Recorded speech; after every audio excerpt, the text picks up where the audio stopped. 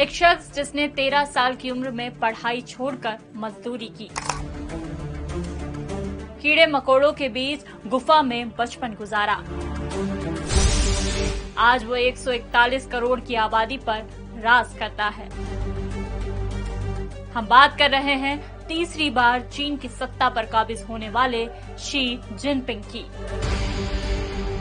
उन्होंने हाल ही में 24 शब्दों का नया नारा देकर दुनिया ही नहीं चीन के लोगों में भी अपनी सुप्रीमेसी का संदेश भेजा है। 2012 से ही सत्ता ही नहीं लोगों के दिलो दिमाग पर भी शी जिनपिंग अपनी पकड़ बना रहे हैं। पिछले हफ्ते उन्होंने पूर्व चीनी शासक डेंग जियाओपिंग के उस स्लोगन को बदल दिया जो चीन के लोगों के लिए किसी संविधान से कम नहीं है। 24 कैरेक्टर का ये स्लोगन कहने को तो देश की विदेश नीति से जुड़ा है, लेकिन इसमें चीन की आवाम के साथ साथ पूरी दुनिया के लिए नया मैसेज छिपा है। दोनों फॉर्मूलों का फर्क समझने के लिए उस दौर को जानना होगा। 1980 के दशक में चाइनीज कम्युनिस्ट पार्टी यानी सीसीपी की कमान डेंग शियाओपिंग के हाथ में थी। उस समय चीन को अपनी ग्रोथ के लिए पश्चिमी देशों के बाजार और टेक्नोलॉजी की जरूरत थी। 1981 में डेंग ने देश को दूसरा संकल्प पत्र दिया जिसमें माओ की नीतियों से हटकर आगे की उदार नीतियां तय की गईं। इस दौरान उन्होंने 24 शब्दों का स्लोगन दिया जिसमें मामलों को शांति से हैंडल करने और दुनिया पर दबदबा कायम न करने की बात कही गई थी। इसका फायदा ये हुआ कि समय के साथ चीन की पकड़ ग्लोबल लेवल पर मजबूत हुई। बेहतर इकोनॉमी और इंफ्रास्ट्रक्चर के जरिए उसने दुनिया में अपना कद बढ़ाया। 32 साल बाद शी जिनपिंग सीसीपी के लीडर बने।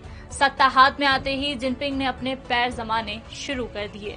पहले पार्टी, फिर राजनीति और बाद में देश को कंट्रोल किया। शाही खर्चे और भ्रष्टाचार पर रोक लगाने से लेकर लंच डिनर में इस्तेमाल होने वाले बर्तन की संख्या भी जिनपिंग ने खुद तय की।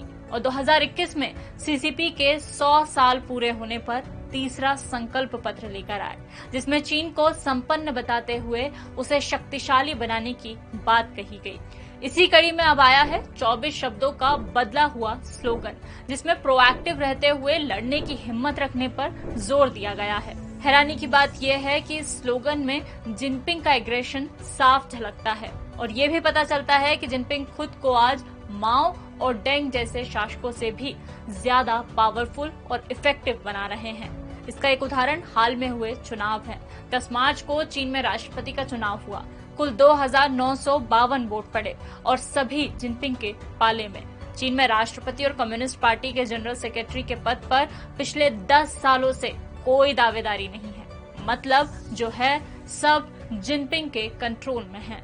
कहते हैं पावर की इस भूख के पीछे जिनपिंग के बचपन के हालात और माओ के वे फैसले हैं जिनसे उनका जीवन प्रभावित हुआ।